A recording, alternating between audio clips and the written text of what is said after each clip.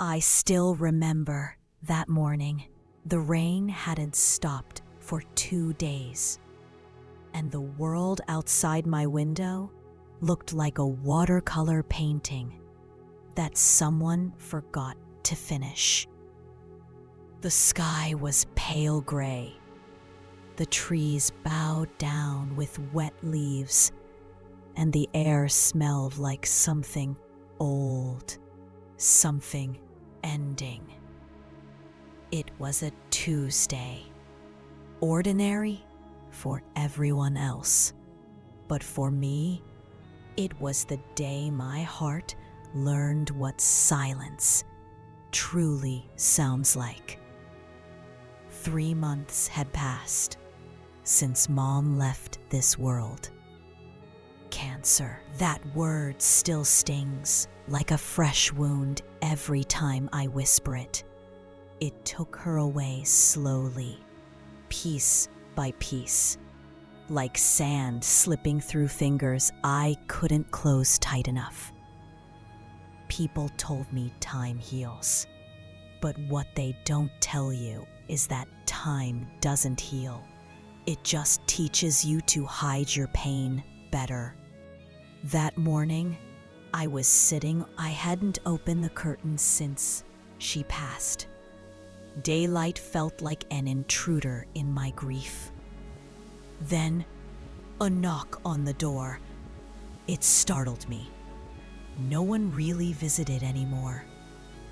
Grief makes people uncomfortable. Friends vanish. Neighbors pretend they don't see you. When I opened the door, the postman was there, holding a faded pink envelope. "Miss Anna Moore?" he asked. I nodded. He handed it to me gently, as if he knew the weight of what he was delivering. My hands froze when I saw the handwriting. Round, elegant, a little shaky, but unmistakably hers. Mom's handwriting. The world spun for a second. My throat closed. I whispered her name before I even realized it. Mom! The letter was dated 2 weeks before she passed. Somehow, it had gotten lost in the system, traveling through time and distance to reach me today, the day I needed her most. I sat down at the kitchen table, heart pounding so loud it drowned the rain outside. My fingers trembled as I opened the envelope. The letter. My dearest Anna, if you're reading this, it means my body couldn't fight anymore. But my love, oh, my love never left. You must be hurting right now. Maybe angry at me for leaving, maybe lost. But remember, my girl, the heart never forgets the sound of love. Don't let grief build a home inside you. Let it visit, let it speak, but don't let it stay. You are stronger than you think. And when you miss me, don't look for me in old photos. Look for me in your reflection, in the way I couldn't breathe. The words blurred through my tears, but somehow I could hear her voice reading them aloud. Calm, gentle, just like she used to whisper to me when I was little and scared of thunder. I pressed the paper to my heart and sobbed until the world outside turned dark again. That night, I made her favorite jasmine tea and sat by the window. For the first time in months, I opened the curtains. The stars were faint, shy behind clouds. But I stared until one flickered brighter than the rest. I whispered, "Is that you, Mom?" And somehow, I felt warmth in the cold air. Maybe it was just my mind, but maybe it was her. Memories that still hurt. Grief is strange. Some days you remember them laughing, and it fills you with peace. Other days, her perfume that smelled like early mornings. She was soft, but not weak. Gentle, but unbreakable. I used to think she was invincible. Until that day in the hospital. I still see the room in my nightmares. White walls, beeping monitors, the smell of antiseptic mixed with roses from visitors who had stopped coming. I sat by her bed, holding her frail hand, tracing the veins that once held me as a baby. "Anna," she whispered, her voice thin like wind. "Yes, Mom," I said, forcing a smile. "Promise me you'll forgive your father." I froze. My father, the man who had left us when I was 9. The man who hadn't shown up once during her illness. The man I had promised myself I'd never forgive. "I can't, Mom," I said, tears choking me. "He left you. He left us." She smiled weakly. "Sometimes people break not because they don't care, but because they don't know how to stay." Then she squeezed my hand with what little strength she had left. "One day you'll understand, Anna. Love isn't always perfect, but forgiveness is love's final form." Those were her last words to me before she fell asleep and never woke up. For months after her death, I refused to think about my father. I threw away every photo that had him in it. I told myself I hated him, the journey I didn't want to take. 2 weeks later, I found myself driving down a long, empty road toward a town I hadn't visited in 14 years. The town where my father lived. I didn't know what I'd say. Maybe nothing. Maybe everything. The rain followed me, drumming softly on the windshield. The world outside blurred as memories replayed. My parents dancing in the kitchen when I was little. My father's laughter the night he left. My mother crying quietly at the window. I parked outside a small, worn-down house. Paint peeling, mailbox rusted. I almost turned back. But then I remembered Mom's words. "When you miss me, look for me in the way you forgive." So I knocked. All the anger, all the walls I had built, they shattered in that moment. "I got a letter," I said softly, "from Mom." He looked down, tears gathering in his eyes. She wrote one for me, too. I hadn't expected that. He invited me in.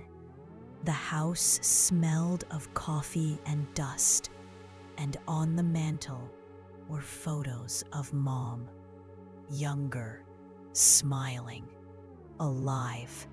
"She forgave me before I could forgive myself," he said quietly. "I left because I was scared, Anna. Scared of losing her. scared of watching her pain.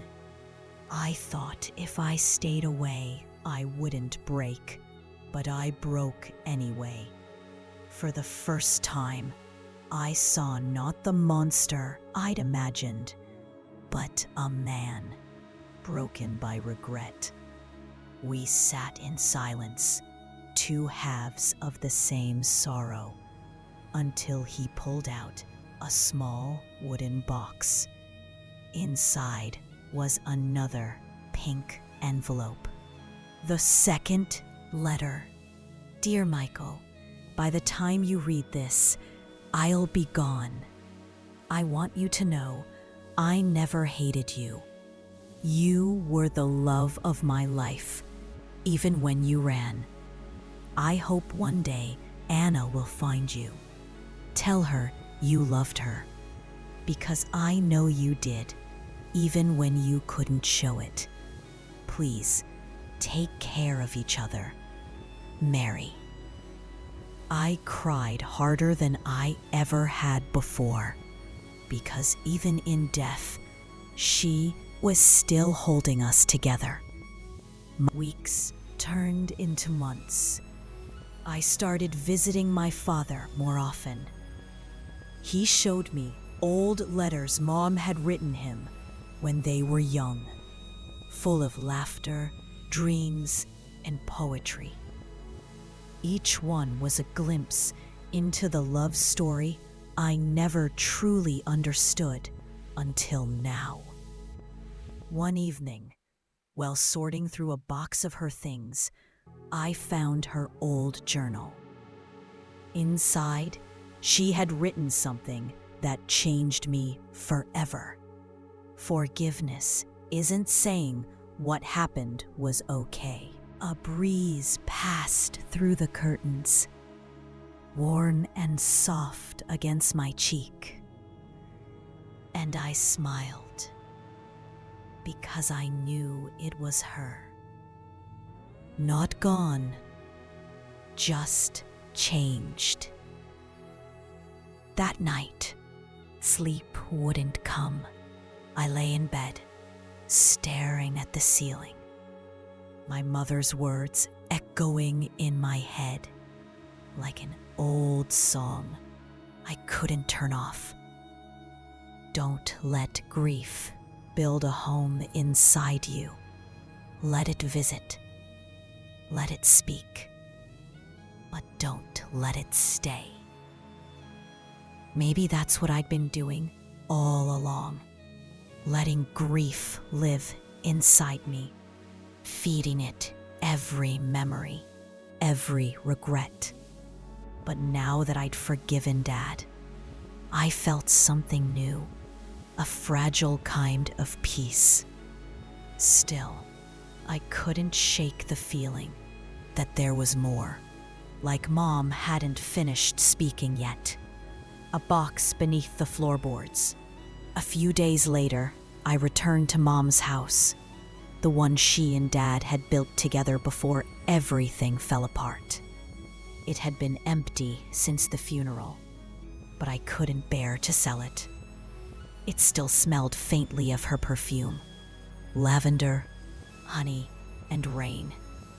The silence inside was heavy, but familiar.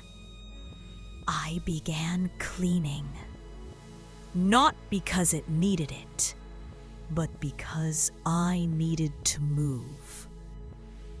I dusted shelves, wiped frames, folded her shawls.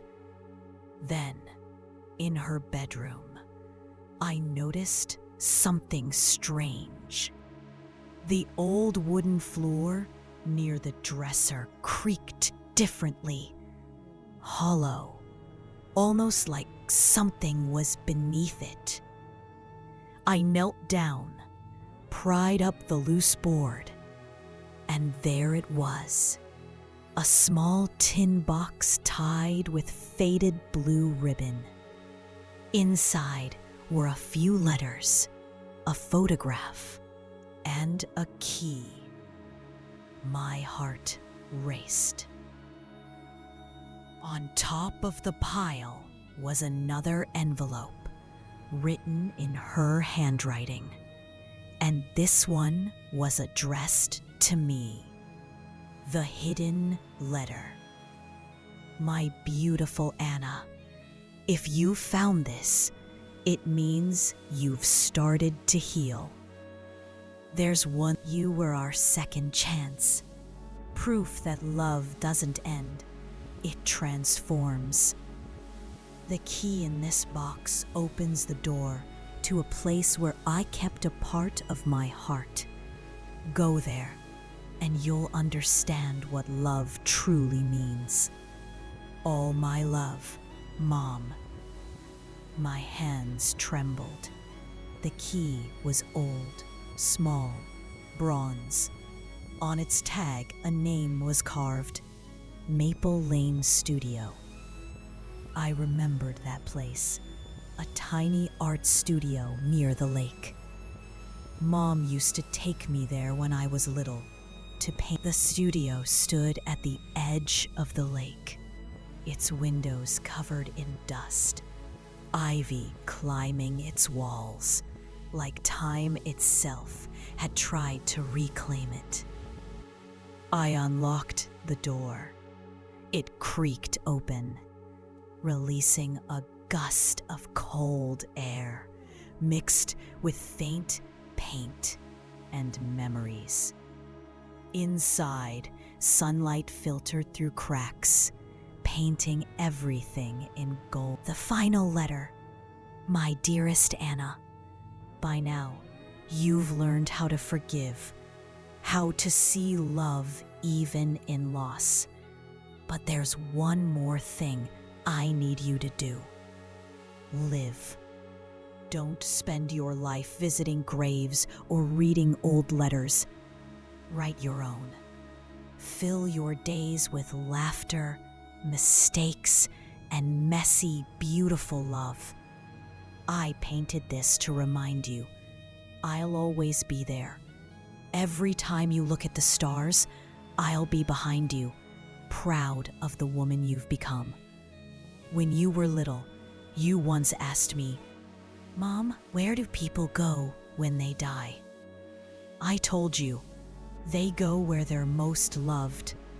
So if you ever wonder where I am, just look around, sweetheart.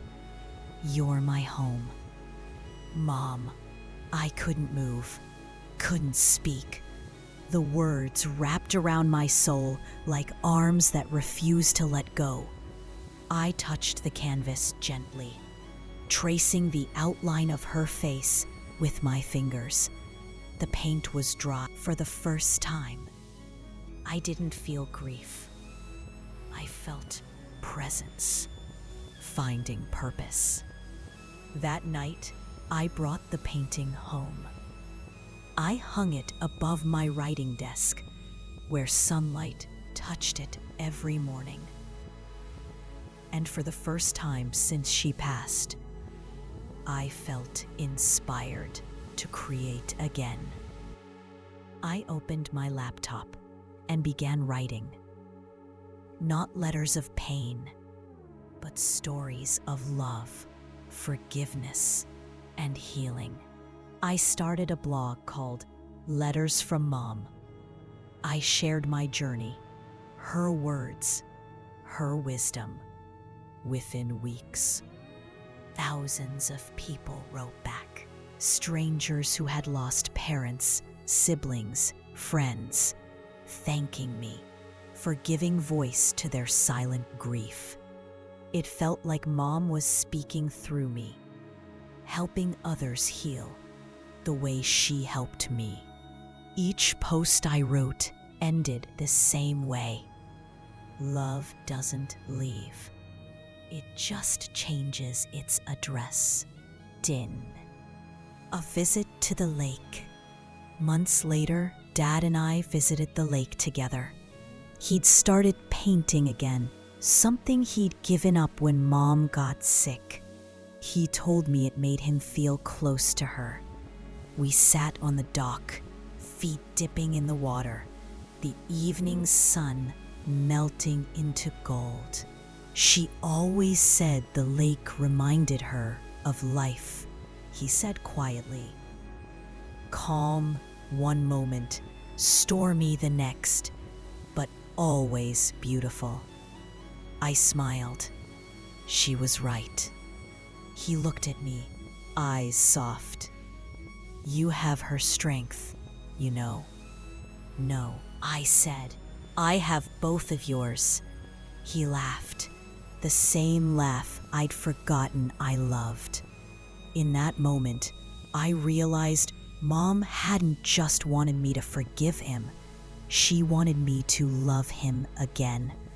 Because love, even broken, was still love. The letter I wrote back on the anniversary of her passing. I sat by the window again, the same one where her first letter had found me. This time, I held a pen, and I wrote her a letter. Dear Mom, you were right.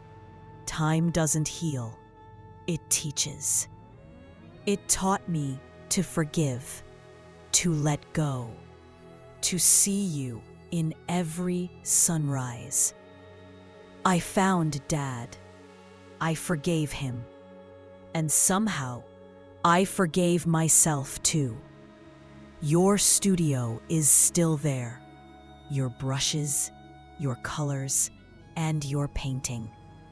Every morning, when light hits it, I feel you smile.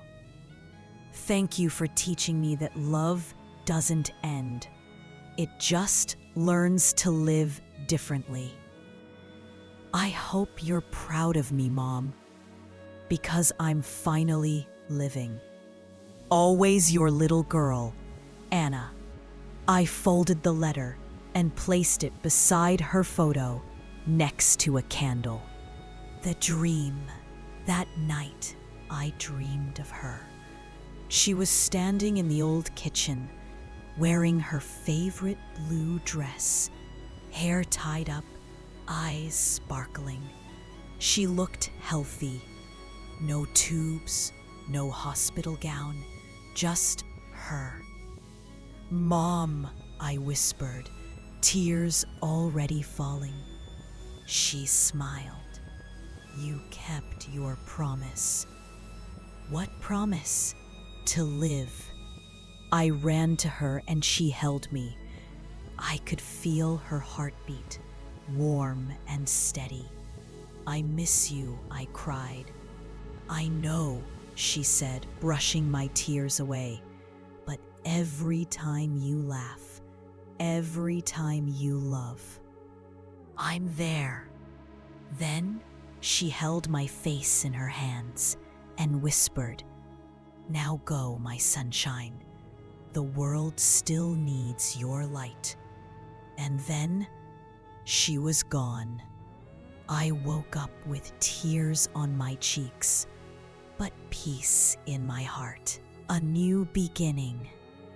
A year later, my blog had turned into a book, The Last Letter from Mom. It became a symbol of hope for thousands of readers who had lost someone but found meaning again. During the book launch, I stood on stage, looking at the sea of faces, some smiling, some crying. I said, 10 years later, I'm 33 now, married, a little boy of my own. We named him James, after my mother's father. Every night before bed, I whisper one last time, Thank you, Mom, for every word, every lesson, every breath of love you left behind. Outside, the wind rustles the leaves, and for a moment, I swear I hear her voice. I never really left Sweetheart, I just changed my address. The end. Thanks for watching and listening. If you like this story, please subscribe the channel and like the video.